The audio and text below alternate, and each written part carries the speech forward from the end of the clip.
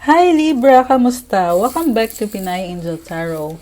Ito po ang iyong kapalaran ngayong buwan ng July para sa mga Libra, Sun, Moon, Rising, and Venus signs. General reading po ito kaya maaaring mag-resonate o hindi. I-take nyo lang yung nag-resonate. Hayaan nyo na yung hindi nag-resonate. Kasi baka para yun sa iba. Okay? So, kamusta na kayo guys? Sa mga nangangailangan po ng private reading, message nyo ako sa Facebook page ko, Pinay Angel Tarot, or sa Viber or sa WhatsApp. Nasa description box po yung number ko. And kung kailangan nyo naman ng crystals to attract love, money, and for better health, for protection, for wealth and abundance. Ayan, message nyo lang ako. And bisitahin nyo din yung Instagram ko kasi andun nakapost yung mga crystals. And i-message nyo ako doon. Okay? Ayan. So, ready ko lang yung cards nyo, Libra. Kumusta na kayo, guys? Ayan. This is for Libra. Ngayong July.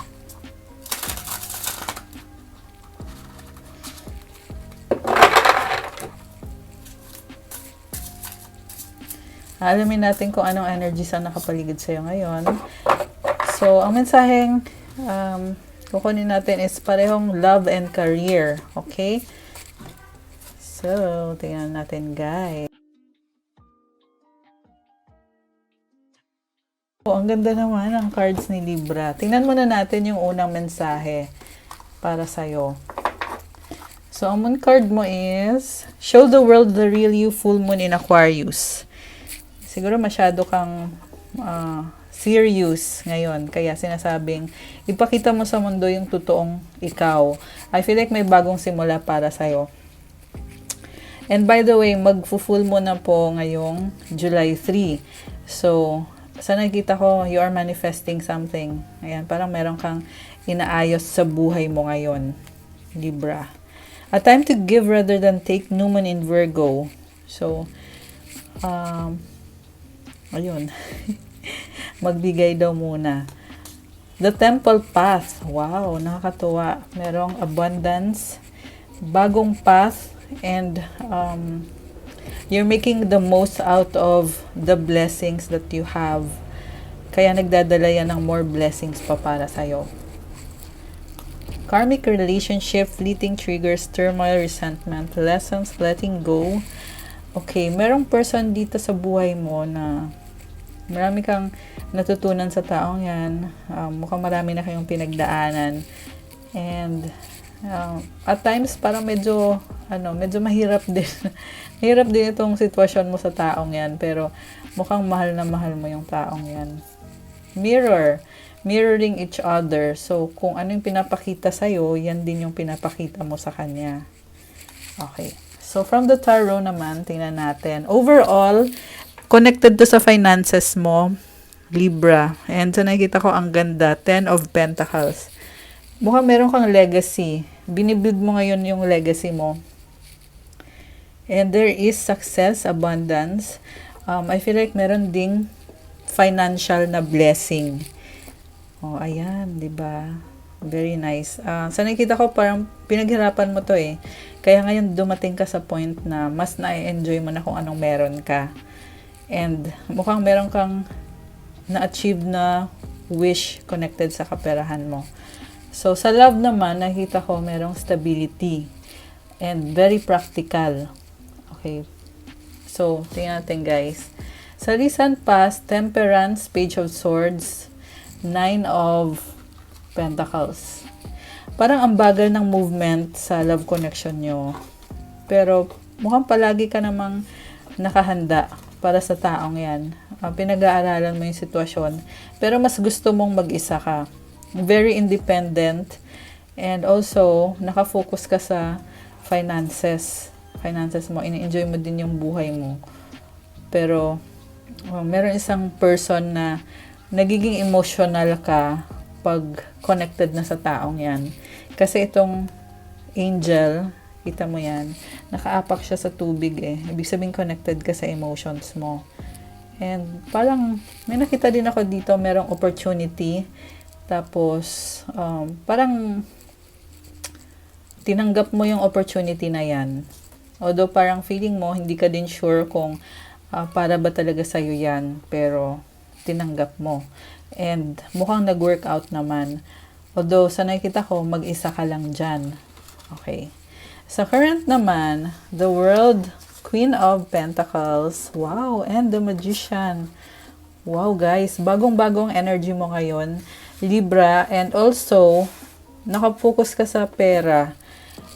Pera at ang ganda ng energy mo kasi andito din si Magician, nagmamanifest ka. Makukuha mo naman yung manifestation mo. So, wala akong masabi guys, ang ganda. Pero more on, sa nakita ko, parang inuuna mo yung sarili mo bago yung love. Ayan, pero sa love naman, nakita ko very caring ka. And, yun nga lang, mas inuuna mo talaga yung sarili mo. And, ayun, mamaya i-clarify natin yan. Okay. Sa near future, 5 of Swords, the Star, Ace of Swords. Oh my gosh, bakit kaya? Pinoproblema mo. Parang, part of you, umaasa ka na maging okay ang mga bagay-bagay. Pero, sa isip mo, parang meron talagang mali, meron talagang problema. So, ngayon, mukhang meron kang bagong idea na gusto mong gawin para sa connection na yan. So, parang nakita ko sa'yo nagiging clear yung isip mo. Nagkakaroon ka ng realization na ganito yung mga nangyayari sa paligid mo. And, ayun, nagkakaroon ka ng bagong idea. Okay. So, i-clarify natin, guys. So, bakit 10 of Pentacles yung overall energy? Okay. 2 of Cups, Knight of Pentacles, Queen of Cups, 8 of Wands, oh my gosh. May nakita ka dito, Libra, may person na nagmamahalan kayo, nasa malayo siya. Mahal na mahal ka ng taong to, Queen of Cups, 8 of Wands. Possible na meron kang matatanggap na mensahe. Ayan. Oh, very nice. Possible na matagal na kayong hindi nagkita pero andyan siya, sinusuportahan ka ng taong to. Masayahin. Very full of love. Okay, wala akong masabi. So, 2 of Cups. Possible din na nagkaroon kayo ng kasunduan. Ewan ko kung anong kasunduan. Kontrata. Ewan ko.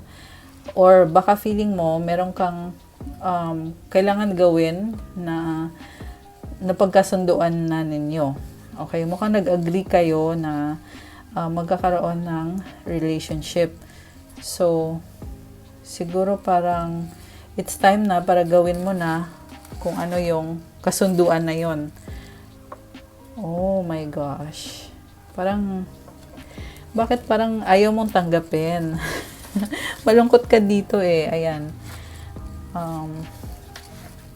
Naguguluhan ka ata. Ang gulo ng ano natin. Ang gulo ng cards natin. So, i-clarify natin guys ha. Bakit? Okay. The Emperor. Kasi, may sistema ka. So, hindi ka nagmamadali. Parang feeling mo walang pressure. Kaya hindi ka masaya pag minamadali ka. Ayan, ewan ko, pero yan yung nasagap ko dito, guys. Okay. Page of Wands, 9 of Wands. Okay, isip ka ng isip, parang feeling mo hindi mo pa kasi kaya. Okay, parang ayaw mong gumalaw kung nasaan ka. Parang, andyan ka lang sa comfort zone mo eh. Kung saan ka komportable, kung saan ka feeling mo okay na okay ka. May bundok dito, guys. Mukhang meron ka ding achievement. Kaya parang gusto mo lang muna i-enjoy yung mga achievement mo. 3 of Cups, the Hierophant. Wow. So, mukhang malalim na tong connection na to. And, mukhang nag-enjoy ka naman. Masaya. So, nakita ko sa'yo, very opinionated ka. Pero mahal mo yung taong yan eh. Alam mo yung parang, nagkikare ka sa kanya, pinapakita mo na sobrang mahal mo siya, gusto mo siya. Pero at the same time, parang sinasabi mo sa kanya na bigyan ka din ng space or ng boundaries. So, may nakita kong missed opportunity dito guys na tinitingnan mo kung may chance pa ba yung missed opportunity na yan. And ang sagot dito, yes, meron naman. 10 of Cups, the Empress. Ayan. Oh my gosh, the Lovers and 9 of Cups. Alam mo, sobra umaapaw yung pagmamahal dito, Libra. Kaya wala akong masabi. So, yung nga lang nag-iisip ka kung may chance pa ba. So, ang sagot dito sa cards is yes, meron naman. Ayan 10 of Cups, the Empress. Okay. So, yan yung pinaka-wish mo talaga. Okay, so tingnan natin. Ano tong bagong simula? Okay. 3 of Pentacles, Justice, 4 of Pentacles, and Page of Pentacles sa bottom of the deck. So, ikaw to, mayroon kang pinag-aaralan ngayon And, I feel like mas nagiging strong ka ngayon kasi ikaw tong Justice. Ayan, merong achievement. So, congrats. Congrats sa'yo, Libra. Mukhang meron kang achievement. Yung nga lang parang ayaw mong gumalaw And parang gusto mo lang mapag-isa. Pinapahinga mo yung isip mo. So, siguro parang gusto mo lang bumawi sa sarili mo. Mukhang napagod ka ata, kaya ayaw mo makipag-usap. Gusto mo lang mag-isa ka. Gusto mo lang magpahinga. Okay, so, clarify natin. Bakit?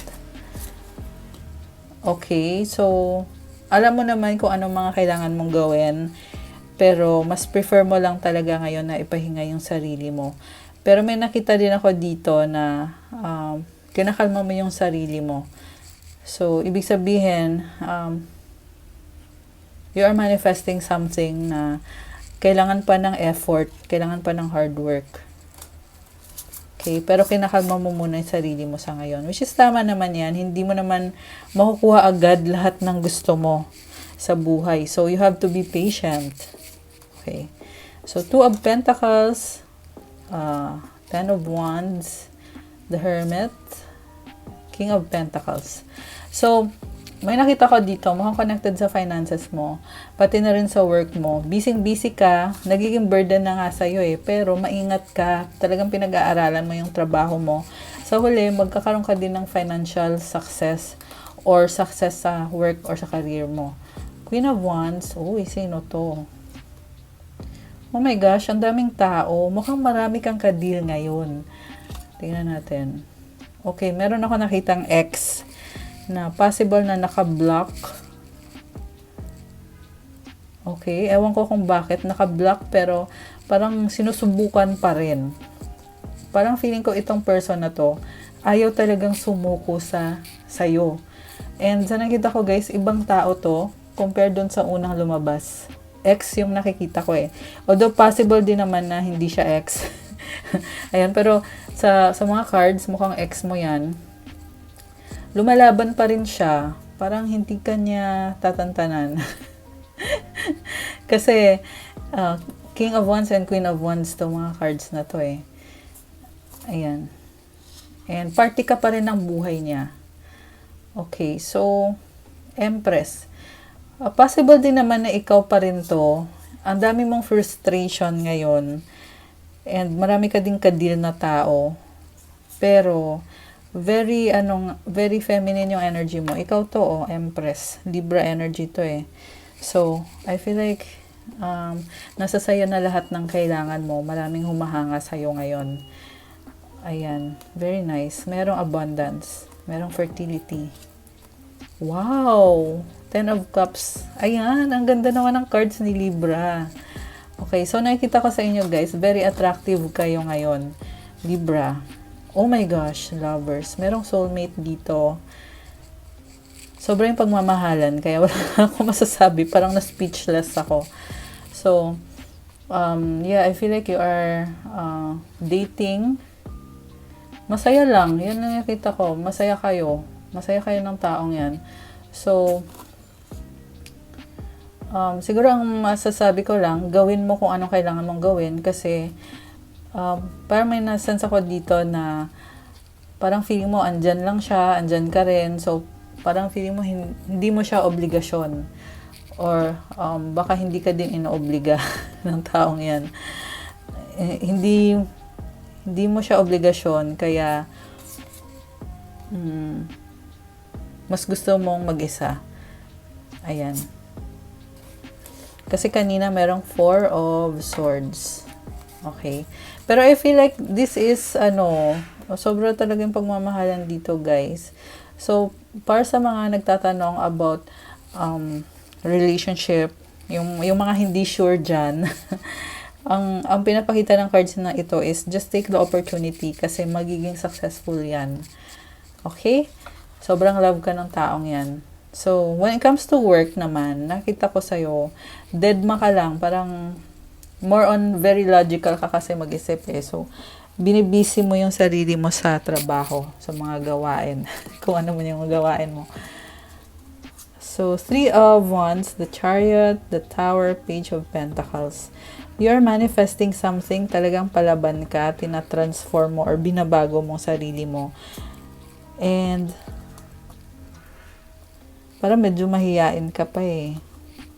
Okay, very nice. Okay. So, tingnan pa natin yung ibang mensahe para sa iyo. Knight of Swords and the 6 of Pentacles. The Moon, the High Priestess, 8 of Swords, Knight of Cups. So, may nakita ko dito na meron isang connection, give and take connection. Parang naghihintay ka ng mensahe. Inobserbahan mo and tahimik ka lang. Ayan. Okay. So, tingnan pa natin yung feelings ng person na kadil mo. Wow! Commitment, stability, 4 of Wands. Ayan, nakakatuwa. Okay. Ace of Wands. Oh my gosh. Follow your heart. Yan ang sabi sa'yo dito. Knight of Wands, 2 of Swords. May nakita ko dito yung person mo gustong-gusto ka niya. Pero, parang hindi siya makagalaw. Pero gusto ka niya. Gustong-gusto ka talaga niya. Okay? Mukhang hinihintay ka lang niya. Meron nagtatapos na cycle dito. Parang sinasabi niya dito, it's up to you, Libra, kung anong gusto mo. Ayan. So, again, nasabi ko na kanina, take the opportunity. Feeling ko kasi, possible na sumuko din yung taong yan. Ayan. Possible na umatras din siya pag walang acknowledgement galing sa'yo. So, see, ayan merong death card. Ibig sabihin nito, guys, kailangan baguhin yung sitwasyon ngayon. Okay, you need to take action. 8 of Cups. O, diba? Tumalikod na, nagtatampo na. Okay. May feeling din ako dito na may problema kayo sa love life pero hindi nyo pinapansin. Alam mo yung parang deadma ka lang. Parang sinasabi mo, ay okay na okay ako, masaya ako. Pero sa totoo lang, meron ka talagang iniiwasan o tinatalikuran. 6 of Cups. Okay, malambot ang puso mo dito sa nakikita ko. Mahal mo naman pala yung taong yun eh, kahit parang deadma ka lang. Ayan. Okay. 5 of Pentacles. Oh my gosh. Parang namamblema ka. King of Swords, 6 of Pentacles. So, ikaw to, logical and also tahimik ka lang, pero very supportive ka naman sa nakikita ko. Okay, anong outcome? Okay. 7 of Cups, ang dami mong pinapangarap, ang dami mong iniisip. The Sun, Ace of Pentacles. Wow, merong clarity and new beginning. So, feeling ko very clear na yung isip mo ngayon. Pero tahimik ka din na, High Priestess. Ibig sabihin, kumbaga kung ano yung mga iniisip mo, sa'yo na lang yun. Hindi mo na kailangan i-share pa sa iba. Pero sa nakita ko dito, again, like I said, meron kang realization at merong bagong simula. Ayan, ang ganda guys. So, nakakatuwa. May pagbabago. Yung iba sa inyo guys, maraming pagbabago nangyayari ngayon or mangyayari ngayong July. Okay? Especially sa Cancer season. Yeah, Cancer season kasi ngayon eh. Kaya ako nabanggit yung Cancer. Ayan. So, happiness and parang iniisip mo dito, ang daming nangyari sa'yo. Ang daming nangyari sa'yo. Pero, ina-analyze mo eh. Nakikita mo kung saan merong mali, kung ano yung dapat baguhin, kung ano yung dapat itama. Ayan, nakakatuwa. Okay, ang ganda naman ng cards. Kuha ko kayo ng advice. For Libra, anong advice? Kukuha ko din kayo ng crystal na card. Okay. Okay.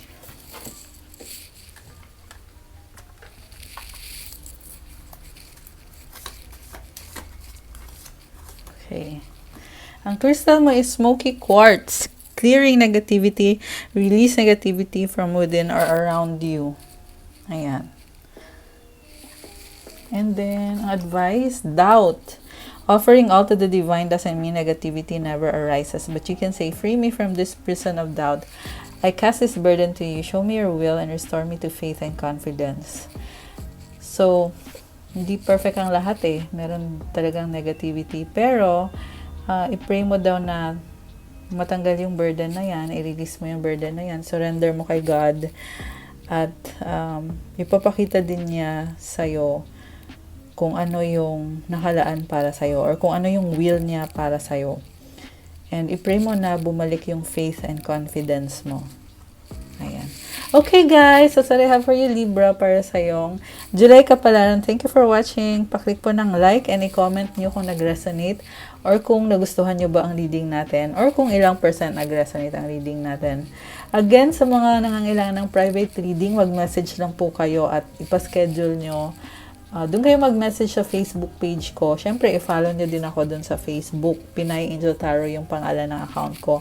Pwede din kayo mag-chat sa Viber or sa WhatsApp para mas mabilis. Nasa description box yung number ko. And also, like and follow my Instagram for those who need crystals to attract love, wealth and abundance, prosperity, and to attract blessings. Ayan. And also sa mga nangangailangan ng love manifestation candle. Thank you, Libra. I'll see you again soon. Have a good day and God bless. Bye!